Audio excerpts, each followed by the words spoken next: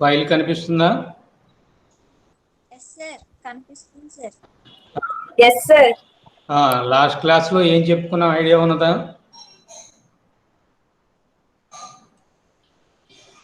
Transformer, అవునా? Yes sir. Yes sir. వాయిస్లు ఏంటి లోగా ఉన్నాయి? ఓకే, ఎవరో ఒకరు ఆన్ చేసి పెట్టుకోండి. ట్రాన్స్ఫార్మరు దాని కన్స్ట్రక్షన్ చెప్పాము, తర్వాత వర్కింగ్ ప్రిన్సిపల్ చెప్పాము, ఆ థియరీ అంతా చెప్పాము, చివరిలో ఎఫిషియన్సీ చెప్పాము. ఇప్పుడు ఎనర్జీ లాసెస్ ఇన్ ట్రాన్స్ఫార్మర్ అనేటువంటిది చెప్పాలి. అంటే శక్తి నష్టాలు. ట్రాన్స్ఫార్మర్లు ఏముంటాయి చెప్పండి ఒకసారి. టూ కాయిల్స్ ఉంటాయి సార్. ప్రైమరీ కాయిల్ ఒకటి ఉంటుంది, సెకండరీ కాయిల్ ఒకటి ఉంటుంది. తర్వాత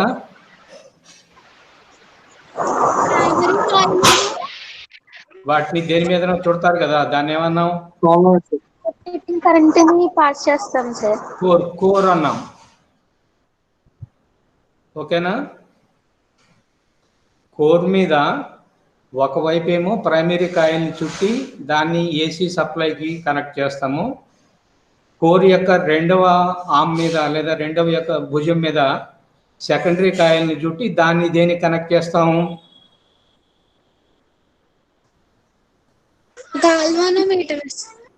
లోడ్కి కనెక్ట్ చేస్తాము.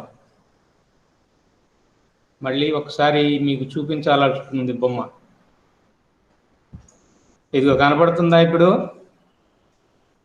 ఈ స్క్వైర్ టైప్ లో ఉన్నది ఏమిటి? కోర్, అవునా కదా? కోర్కి ప్రైమరీ కాయిల్ని చుట్టామా ఇక్కడ, అవునా కదా? ప్రైమరీ కాయిల్ని దేనికి కనెక్ట్ చేసాం? ఏసీ కరెంట్ కనెక్ట్ చేసాం సార్. ఏసీ సోర్స్ కి కనెక్ట్ చేసాం. తర్వాత ఇటువైపు సెకండరీ కాయిల్ ఉంది, దీన్ని ఒక భుజానికి చుట్టేసి దీన్ని దేనికి కనెక్ట్ చేసాం? లోడ్కి కనెక్ట్ చేసాం సార్. లోడ్కి కనెక్ట్ చేసాం. మరి ఇంకేదో చెప్తారే మీరు? గ్యాలనోమీటర్ అంటారు. నేను ట్రాన్స్ఫార్మర్ గురించి కదా మాట్లాడటం. సరే, ఇప్పుడు ప్రైమరీ కాయిల్ని కానీ సెకండరీ కాయిల్ని కానీ దేంతో తయారు చేస్తారు? ఒక ప్లాస్టిక్ మెటీరియల్ తో. ప్లాస్టిక్ మెటీరియల్ పైన పూత పూస్తారు, లోపల ఏముంటుంది? తీగ ఉంటుంది కదా. Yes sir. ఆ తీగ ఏం తీగ? కాపర్ వైర్, అవునా? కాబట్టి ప్రైమరీ కాయిల్ కాపర్ కాయిలే, సెకండరీ కాయిల్ కూడా కాపర్ కాయిలే. ఈ కాయిల్స్ వల్ల వచ్చేటువంటి నష్టాలను ఏమంటారంటే కాపర్ లాసెస్ అంటారు. అర్థమైందా? Okay sir. సార్ ఎవరో జాయిన్ అవుతున్నారంట సార్. 1-2 సార్లు ట్రై చేయమని, వాళ్ళే కనెక్ట్ అవుతారు. మీ అందరినీ నేనేమి జాయిన్ చేసుకోలేదు, ట్రై చేస్తే కనెక్ట్ అయిపోతుంది. ఇంకా నేను కనెక్ట్ చేయాల్సిన అవసరం లేదు. ఓకేనా? 5 minutes నుంచి ట్రై చేస్తున్నాను సార్. అవునా? Yes sir. ఏది మరి రాలేదు.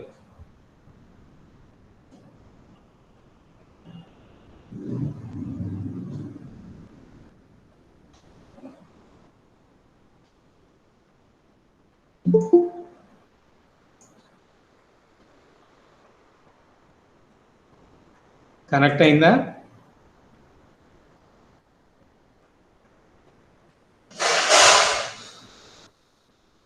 జాయిన్ అయినట్లుంది అమ్మాయి. ఏమన్నా కనెక్ట్ అయ్యావా? ఓకే. ఓకే, సరే. ప్రైమరీ కాయిల్ని కానీ సెకండరీ కాయిల్ని కానీ రెండింటినీ కూడా కాపర్ వైర్ తయారు చేస్తారు. కాబట్టి ఇది కాపర్, దానిపైన ఇన్సులేటింగ్ మెటీరియల్ ఉంటుంది. ఓకే, ఈ కాపర్లో గుండా కరెంట్ వెళ్తున్నప్పుడు వచ్చేటువంటి లాసెస్ని ఏమంటారంటే కాపర్ లాసెస్ అని అంటారు. తర్వాత ఈ మధ్యలో ఉండేటువంటి కోర్ని ఏ మెటీరియల్తో చేస్తామని చెప్పాము, గుర్తున్నదా? సాఫ్ట్ ఐరన్ మెటీరియల్ కాదు, ఐరన్, సాఫ్ట్ ఐరన్ తోటి తయారు చేస్తాము. ఓకేనా? Soft iron. ఓకే, మాట్లాడటం లేదు ఎవరు. ఒకరు ఆన్ చేసుకోమని. Okay sir. ఓకే ఆ, సార్. ఒకరు ఆన్ చేసుకోండి. సౌజన్య నువ్వు ఆన్ చేసుకుంటావా? మా ఇంట్లో పిల్లలు ఉన్నారు సార్, డిస్టర్బెన్స్ అయితే వస్తుంది. ఎవరు కనెక్ట్ చేసుకుంటారు? కిరణ్. ఓకే సార్, చెప్తాను సార్. ఆ, సరే. ఇప్పుడు ఈ మధ్యలో ఉండేటువంటి కోర్ని దేంతో తయారు చేస్తామని చెప్పాము? సాఫ్ట్వేర్. ఐరన్. దీని వల్ల వచ్చేటువంటి లాసెస్ ని ఐరన్ లాసెస్ అంటారు. ఓకేనా? కాబట్టి ఒకటేమో కాపర్ లాసెస్, ఇంకోటేమో ఐరన్ లాసెస్. Iron losses. ఇంకొకటి ఏమిటంటే మ్యాగ్నెటిక్ ఫీల్డ్ ఎస్కేప్ కావడం వల్ల వచ్చేటువంటి లాసెస్. ఇప్పుడు చూడండి, ఫస్ట్ మనం ఏమంటున్నాం అంటే ఎనర్జీ లాసెస్ లో ఫస్ట్ కాపర్ లాసెస్, రాగి నష్టాలు. ఇక్కడ మనం కాపర్ తీసుకుంటే కాపర్ వైర్ రెసిస్టెన్స్ ఉంటుందా ఉండదా? ఉంటుంది సార్. కొద్దిగా ఉంటుంది, అవునా? ఆ రెసిస్టెన్స్ లో కూడా కరెంట్ కనుక వెళ్తున్నట్లయితే అది ఏమవుతుందో తెలుసా? కొంత హీట్ గా కన్వర్ట్ అయిపోతుంది. హీట్ గా కన్వర్ట్ అయిపోయినప్పుడు ఏమవుతుంది? ఆ హీట్ సరౌండింగ్స్ తీసేసుకుంటాయి.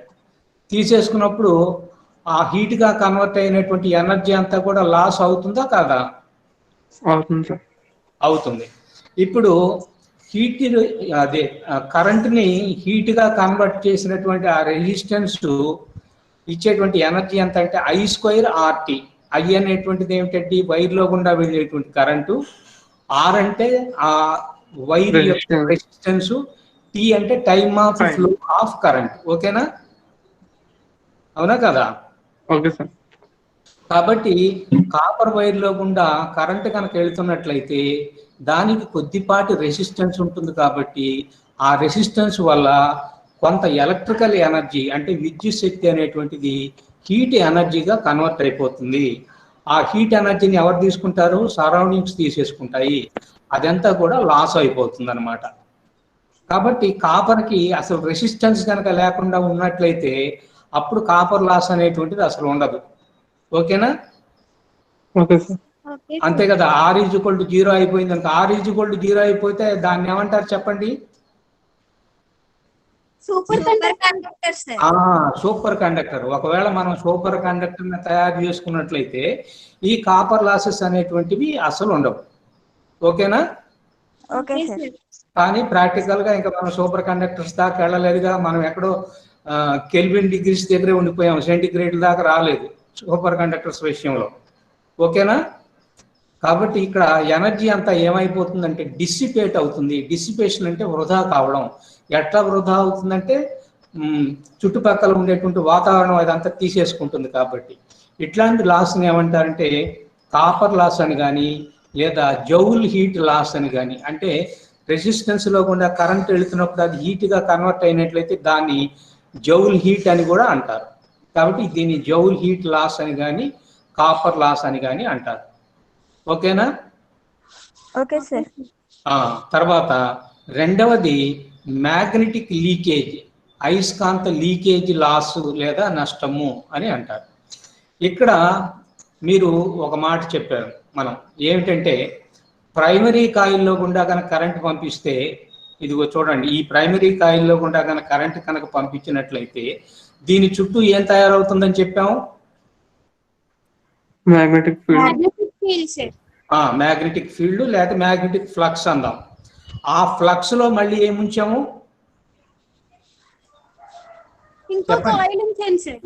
సెకండరీ కాయిల్ ఉంచాము. కాబట్టి ప్రైమరీ కాయిల్లో గుండా కరెంట్ వెళ్తుంది, దాని చుట్టూ మ్యాగ్నెటిక్ ఫ్లక్స్ ఏర్పడుతుంది, అయస్కాంత అభివాహం ఏర్పడుతుంది.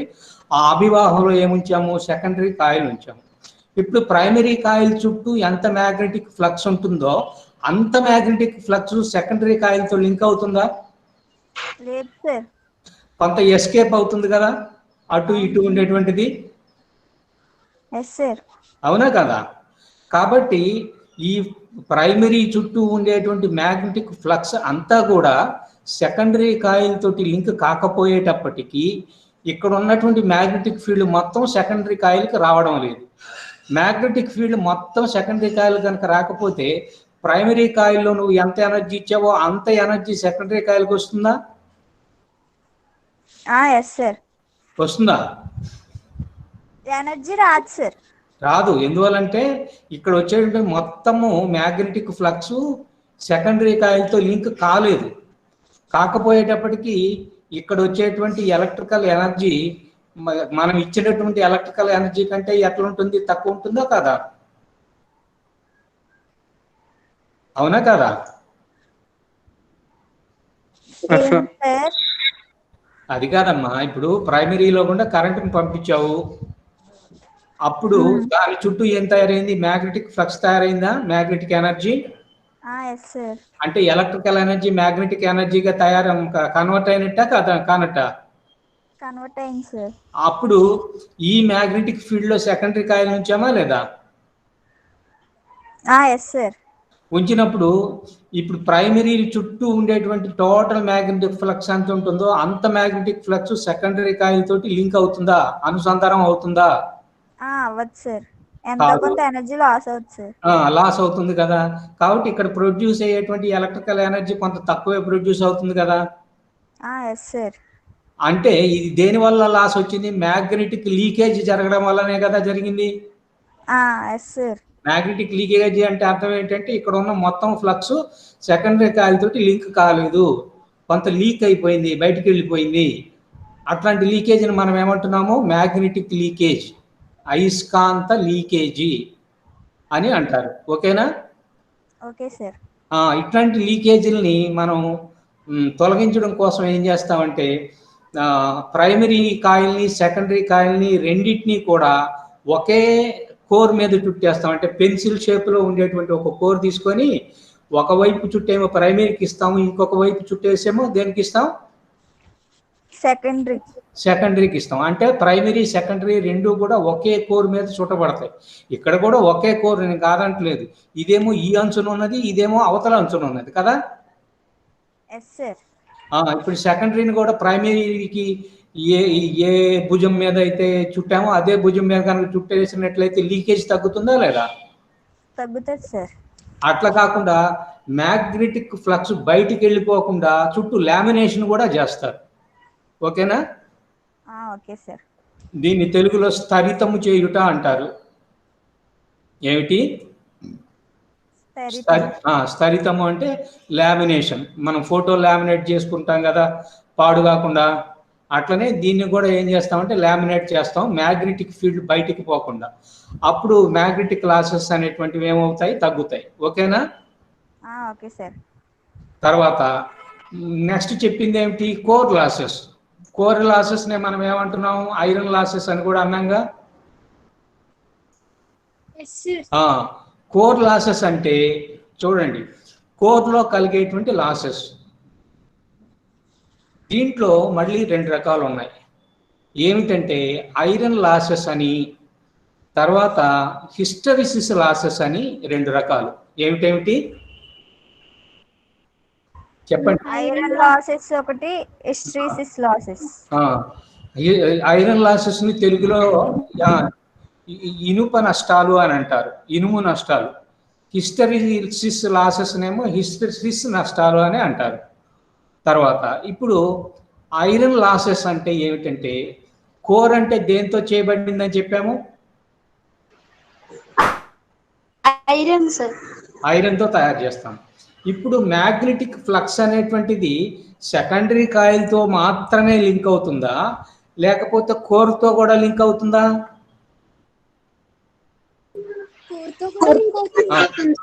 సెకండరీ కాయిల్ కంటే ఇంకా ముందే మనకి కోర్ ఉన్నది, అవునా కదా? కాబట్టి కోర్తో కూడా మ్యాగ్నెటిక్ ఫ్లక్స్ ఏమవుతుంది? లింక్ అవుతుంది సార్. లింక్ అవుతుంది. లింక్ అయినప్పుడు కోర్లో కూడా ఇండ్యూస్డ్ కరెంట్ వస్తుందా లేదా? Yes sir. ఆ ఇండ్యూస్డ్ కరెంట్ సెకండరీ కాయిల్లోకి వెళ్ళదుగా. ఎందుకని వెళ్ళదంటే దానికి మనం పైన ఇన్సులేటింగ్ మెటీరియల్ పెట్టాం కాబట్టి వెళ్ళదు, అవునా కదా? కాబట్టి ప్రైమరీ కాయిల్ చుట్టూ ఉండేటువంటి మ్యాగ్నెటిక్ ఫ్లక్స్ లో కోర్ కూడా ఉన్నది. కాబట్టి కోర్లో కూడా మ్యాగ్నెటిక్ ఫ్లక్స్ లింక్ అవుతుంది. అందువల్ల కోర్లో కూడా ఏమొస్తాయి? ఇండ్యూస్డ్ కరెంట్స్ అనేటువంటివి వస్తాయి. So induced currents are generated within the core, అవునా కదా? అప్పుడు దాంట్లో మళ్ళీ ఏసీ అనేటువంటిది ప్రొడ్యూస్ అవుతుంది. మనం ఏసీ జనరేటర్ని కనెక్ట్ చేసాం కాబట్టి ఏసీ సోర్స్ని, కోర్లో కూడా ఆసిలేటరీ కరెంట్ అన్నా కూడా అర్థం అదే. అంటే ముందుకి వెనక్కి వెళ్ళేటువంటి దాన్ని ఏసీ అంటారు, లేదా ఆసిలేటరీ కరెంట్ అని. ఇప్పుడు ఇదంతా కూడా ఏమవుతుంది? లాస్ అవుతుంది. అవునా కదా? Yes sir. ఇక్కడ కూడాను లామినేషన్ అనేటువంటి పద్ధతి ద్వారా ఈ లాస్ను కూడా కొంత తగ్గిస్తారు. అవునా? Okay sir. తర్వాత దీంట్లో రెండో పాయింట్ ఏమిటంటే ఐరన్ కోర్లోనే హిస్టరిసిస్ అనేటువంటిది ఒకటి ఉంటుంది. హిస్టరిసిస్ అంటే ఏమవుతుందంటే ఇప్పుడు దాంట్లో కూడా కరెంట్ కనుక వెళ్తున్నట్లయితే ఇప్పుడు మ్యాగ్నెటిక్ ఫ్లక్స్ వల్ల అదేమవుతుందో తెలుసా? మ్యాగ్నటైజ్ అవుతుంది. ఏది? కోర్. ఓకేనా? Yes sir. ఇప్పుడు ఐరన్ ని నువ్వు తీసుకెళ్ళి ఒక మ్యాగ్నెటిక్ ఫీల్డ్ లో పెడితే అది కొంత మ్యాగ్నటైజ్ అవుతుందా కదా? అవుతుంది సార్. అట్లనే నువ్వు ప్రైమరీ కాయిల్లో కూడా కరెంటు కనుక పంపిస్తే చుట్టూ మ్యాగ్నెటిక్ ఫ్లక్స్ వస్తుందా? వస్తుంది సార్. మ్యాగ్నెటిక్ ఫ్లక్స్ వస్తుందంటే మ్యాగ్నెటిక్ ఫీల్డ్ ఉన్నట్టేనా? Yes sir. ఆ మ్యాగ్నెటిక్ ఫీల్డ్ లో ఏమున్నది? కోర్ ఉన్నదా లేదా? ఉంది సార్. అప్పుడు కోర్ అనేటువంటి సాఫ్ట్ ఐరన్ కూడా ఏమవుతుంది? మ్యాగ్నటైజ్ అవుతుంది. అవునా? Okay sir. కరెంటు పెరిగి మళ్ళీ తగ్గినప్పుడు ఏమైపోతుంది? మ్యాగ్నటైజ్ అయినటువంటి మెటీరియల్ మళ్ళీ డీమ్యాగ్నటైజ్ అవుతుంది. ఓకేనా? Okay sir. అంటే ఏసీని అంటే పెరిగి తగ్గుతుంటుంది కదా, పెరిగినప్పుడు మ్యాగ్నటైజ్ అవుతుంది, తగ్గినప్పుడు ఏమవుతుంది? డీమ్యాగ్నటైజ్. అయస్కాంతంగా అయిపోతుంది, అయస్కాంతత్వం ఏర్పడుతుంది. మళ్ళీ కరెంటు తగ్గిపోయినప్పుడు ఏమవుతుంది? అయస్కాంత రహితం అవుతుంది. ఓకేనా? Okay sir. అప్పుడు ఏం జరుగుతుందంటే కొంత శక్తి నష్టం జరుగుతుంది. ఏది? మ్యాగ్నటైజ్ అయ్యి మళ్ళీ డీమ్యాగ్నటైజ్ అయినప్పుడు కొంత మ్యాగ్నటైజేషన్ అట్లనే ఉండిపోతుంది. అంటేనా? అంటే మనం ఒక తొట్టులో నీళ్లు పోసి ఎత్తిపోస్తున్నప్పుడు మళ్ళీ అడుగును కొంత మిగిలిపోతాయి కదా, మనం పోసిన నీళ్ళని మనం బయటికి తీయలేము. అవునా కదా? మ్యాగ్నటైజ్ కావడానికి ఎంత ఎనర్జీని ఇచ్చామో డీమ్యాగ్నటైజ్ అయినప్పుడు మొత్తం అంత ఎనర్జీ మళ్ళీ రికవర్ కాదు, కొంత ఎనర్జీ అట్లా ఉండిపోతుంది. అవునా? ఈ మ్యాగ్నటైజ్ అయ్యి మళ్ళీ డీమ్యాగ్నటైజ్ కావడం అనేటువంటి ఒక సైకిల్ తీసుకున్నట్లయితే దాన్ని హిస్టరిసిస్ అని అంటారు. ఏమిటి? హిస్టరిసిస్ అని అంటారు. తెలుగులో కూడా అదే పదం వాడండి, హిస్టరిసిస్ అనేటువంటి. ఆ హిస్టరిసిస్ అంటే మ్యాగ్నటైజ్ అయ్యి డీమ్యాగ్నటైజ్ అయినప్పుడు ఏమవుతుందంటే కొంత శక్తి నష్టం జరుగుతుంది. ఇది కూడా దేంట్లో జరుగుతుంది అంటే కోర్లోనే జరుగుతుంది. తర్వాత మనం తీసుకునేటువంటి పదార్థం యొక్క స్వభావాన్ని బట్టి, ఏ పదార్థము కోర్ని తయారు చేస్తున్నాం కదా, ఆ పదార్థాన్ని అదే ఆ కోర్ని మనం ఏ పదార్థంతో చేస్తున్నామో ఆ పదార్థాన్ని ఎట్లా తీసుకోవాలంటే దానికి హిస్టరిసిస్ లాస్ అనేటువంటిది బాగా తక్కువగా ఉండే విధంగా మనము దాన్ని ఎంచుకోవాలి. అవునా? అంటే లావుగా ఉండేటువంటి కోర్ను కనుక తీసుకున్నట్లయితే లాస్ ఎక్కువ ఉంటుంది, సన్నటి కోర్ తీసుకున్నట్లయితే అప్పుడు హిస్టరిసిస్ లాస్ అనేటువంటిది ఎలా ఉంటుంది? తక్కువ ఉంటుంది. అంటే తక్కువ పదార్థాన్ని మనం మ్యాగ్నటైజ్ డీమ్యాగ్నటైజ్ చేస్తుంటాం. అసలు మధ్యలో పదార్థం లేకుండా ఎయిర్ కోర్ ఈ ట్రాన్స్ఫార్మర్స్ కూడా వచ్చినాయి. అట్లాంటి వాటిలో కనుక తీసుకున్నట్లయితే ఇంకా హిస్టరిసిస్ లాస్ అనేటువంటిది ఇంకా తక్కువగా ఉంటుంది. ఓకేనా? Okay sir. కాబట్టి కాపర్ లాస్ అంటే ఏమిటంటే ప్రైమరీలో కానీ సెకండరీలో కానీ కాయిల్ని తయారు చేయడానికి మనం కాపర్ను వాడుతున్నాం. కాపర్కి కొంత రెసిస్టెన్స్ ఉంటుంది. ఆ రెసిస్టెన్స్ లో కూడా కరెంట్ వెళ్తున్నట్లయితే హీట్ ప్రొడ్యూస్ అవుతుంది. ఆ హీట్ సరౌండింగ్స్ తీసుకుంటాయి, అందువల్ల కొంత లాస్ వస్తుంది. కాబట్టి వీలైనంత వరకు తక్కువ రెసిస్టెన్స్ ఉండేటువంటి వైర్లు కనుక తీసుకున్నట్లయితే అప్పుడు కాపర్ లాసెస్ నివారించవచ్చు. తర్వాత మ్యాగ్నెటిక్ లీకేజ్ లాస్ విషయానికి వచ్చేటప్పటికి ప్రైమరీ కాయిల్ని ఒకవైపు, సెకండరీ కాయిల్ని ఇంకొక వైపు చూడుతున్నాము. ప్రైమరీ కాయిల్లో కూడా కరెంట్ వెళ్ళినప్పుడు దాని చుట్టూ ఏర్పడినటువంటి మ్యాగ్నెటిక్ ఫ్లక్స్ ఆ మొత్తం కూడా సెకండరీ కాయిల్ తోటి లింక్ కాదు. ఆ లింక్ కాకపోవడం వల్ల ఏమవుతుందంటే కొంత మ్యాగ్నెటిక్ ఫ్లక్స్ అనేటువంటిది లాస్ అయిపోతుంది. అవునా? అట్లాంటప్పుడు మనం లామినేషన్ కానీ లేకపోతే వేరే రకమైనటువంటి ఆకారం కలిగినటువంటి కోర్లు తయారు చేసుకోవడం కానీ ఆ పద్ధతుల ద్వారా మనం మ్యాగ్నెటిక్ లీకేజ్ లాస్ను మనం అరికట్టవచ్చు. మూడవది ఏమిటంటే కోర్ లాసెస్. కోర్ లాస్ అంటే కోర్లో గుండా కరెంట్ వెళుతూ ఉంటుంది, అప్పుడు జరిగేటువంటి లాసెస్. వీటిలో 2 రకాలు ఉన్నాయి. ఒకటేమో ఐరన్ లాసెస్. ఐరన్ లాస్ అంటే ఏమిటంటే మనం ప్రైమరీ కాయిల్ని కానీ సెకండరీ కాయిల్ని కానీ మనం కోర్ మీద కనుక చుట్టినట్లయితే అప్పుడు కోర్తో కూడా మ్యాగ్నెటిక్ ఫ్లక్స్ లింక్ అయిపోతుంది. అప్పుడు కూడా దాంట్లో ఇండ్యూస్డ్ కరెంటు లేదా ఆసిలేటరీ కరెంట్ అనేటువంటిది ప్రొడ్యూస్ అవుతుంది. దానివల్ల కొంత లాసెస్ ఉంటాయి. తర్వాత మూడవది ఏమిటంటే హిస్టరిసిస్ లాసు. హిస్టరిసిస్ లాస్ విషయానికి వచ్చేసేటప్పటికి ఇక్కడ ఏం జరుగుతుంది, కోర్ అనేటువంటిది సాఫ్ట్ ఐరన్ కాబట్టి అది మ్యాగ్నెటిక్ ఫ్లక్స్లో ఉన్నప్పుడు అది మ్యాగ్నటైజ్ అవుతుంటుంది, మళ్ళీ డిమ్యాగ్నటైజ్ అవుతుంటుంది. అట్లా మ్యాగ్నటైజ్ అయినటువంటి ఎనర్జీ మొత్తం డిమ్యాగ్నటైజ్ అయినప్పుడు రికవర్ కాదు, కొంత లాస్ ఉంటుంది. దానిని మనం ఏమంటున్నాము, హిస్టరిసిస్ లాస్ అని చెప్పి అంటున్నాము. అందువల్ల ఆ హిస్టరిసిస్ లాస్ను తగ్గించుకోవాలనుకున్నట్లయితే మనం తయారు చేసేటువంటి కోరు యొక్క సైజు వీలైనంత వరకు తక్కువగాను లేదా సన్నగాను ఉండేటట్టుగా చేసుకున్నట్లయితే హిస్టరిసిస్ లాసెస్ అనేటువంటివి తగ్గుతాయి. ఓకేనా? Okay sir. ఇప్పుడు మనం ఈ చాప్టర్లో మొత్తం ఏం చెప్పుకున్నాము అనేటువంటిది ఒక్కసారి మళ్ళీ సింహావలోకనం చేద్దాం. ఫస్ట్ ఈ చాప్టర్లో మనం చెప్పింది ఏమిటి చెప్పండి ఏమ్మా? సార్ ఫస్ట్ ఏం చెప్పాము? లాస్ట్ చెప్పారు సార్, డెఫినిషన్ అసలు ఈ చాప్టర్ పేరేం పేరు?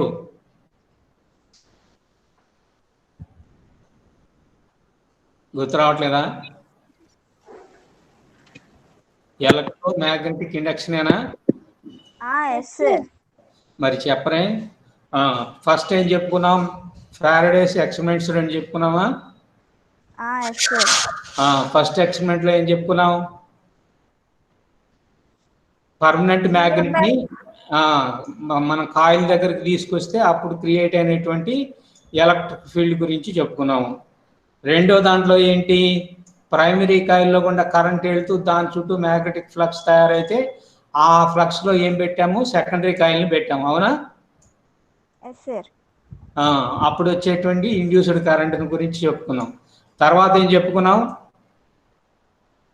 First law second law Faraday's. Faraday's first లాను సెకండ్ లా అని చెప్పుకున్నాము. ఫస్ట్ లా ఏం చెప్తుంది, మ్యాగ్నెటిక్ ఫ్లక్స్ తోటి అది లింక్ అయ్యేటువంటి మ్యాగ్నెటిక్ ఫ్లక్స్లో చేంజ్ కనుక వచ్చినట్లయితే ఇండ్యూస్డ్ కరెంట్ సర్క్యూట్లో ప్రొడ్యూస్ అవుతుంది. అంతేనా? Yes sir. తర్వాత రెండవ లాని పేరేం పెట్టాము చెప్పండి?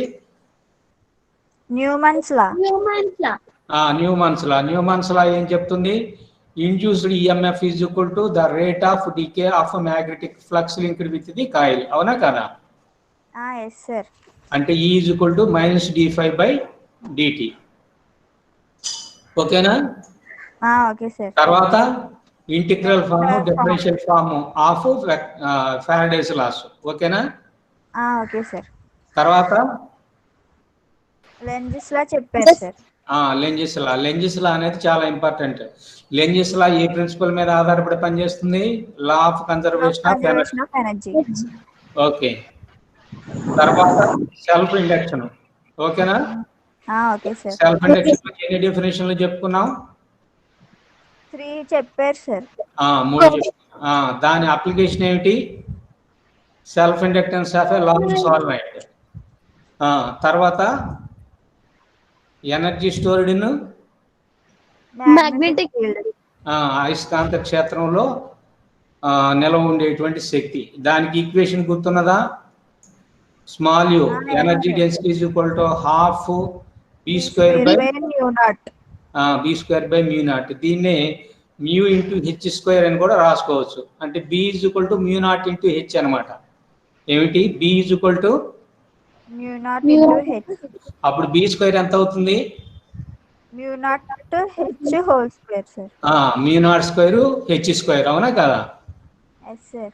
పైన ఒక μ0కి కింద ఒక μ0కి పోతే అప్పుడు ½ × μ0 × h² కూడా అవుతుందిగా. Yes sir. బి అంటే మ్యాగ్నెటిక్ ఇండక్షన్, తర్వాత హెచ్ అంటే మ్యాగ్నెటిక్ ఫీల్డ్ స్ట్రెంగ్త్. అది మనకి ఇంతవరకు రాలేదు అనుకోండి, వదిలేసేయండి. తర్వాత ఇంకోటి ఏంటి చెప్పుకున్నాం? Mutual induction. మ్యూచువల్ ఇండక్షన్ చెప్పి కోఎఫిషియంట్ ఆఫ్ మ్యూచువల్ ఇండక్షన్ చెప్పుకున్నాం. దానికి ఎన్ని డెఫినేషన్లు చెప్పాం? 2 సార్. 2 చెప్పాం. తర్వాత ఏంటి? ట్రాన్స్ఫార్మర్. ట్రాన్స్ఫార్మర్ కన్స్ట్రక్షన్ డిజైన్ చెప్పుకున్నాము. ట్రాన్స్ఫార్మర్ ని రిప్రజెంట్ చేసేటువంటి సర్క్యూట్ సింబల్ చెప్పుకున్నాము. దీన్ని మనం ప్రైమరీ కాయిల్ అని చెప్పేసి, ఇటువైపు ఉండేటువంటి దాన్ని సెకండరీ కాయిల్ అని, మధ్యలో గీచినటువంటి గీతలను ఏమన్నామంటే కోర్ అని అంటారు. ఓకేనా? Okay sir. కాబట్టి ట్రాన్స్ఫార్మర్లు 3. తర్వాత వర్కింగ్ ప్రిన్సిపల్ అవి చెప్పుకున్నాము. తర్వాత ఎఫిషియన్సీ కూడా చెప్పుకున్నాము. ఇప్పుడేమో ఎనర్జీ లాసెస్ చెప్పుకున్నాం. ఓకేనా? Okay sir. ఇంతటితోటి ఈ పార్ట్ అయిపోతుంది. మళ్ళీ నేను సెకండ్ పార్ట్ మొదలు పెడతాను. మీరు డిస్కనెక్ట్ అయిపోయి మళ్ళీ నేను ఇప్పుడే రెండో పార్ట్ కనెక్ట్ చేస్తాను. ఓకేనా? Okay sir. స్టాప్ చేస్తున్నాను.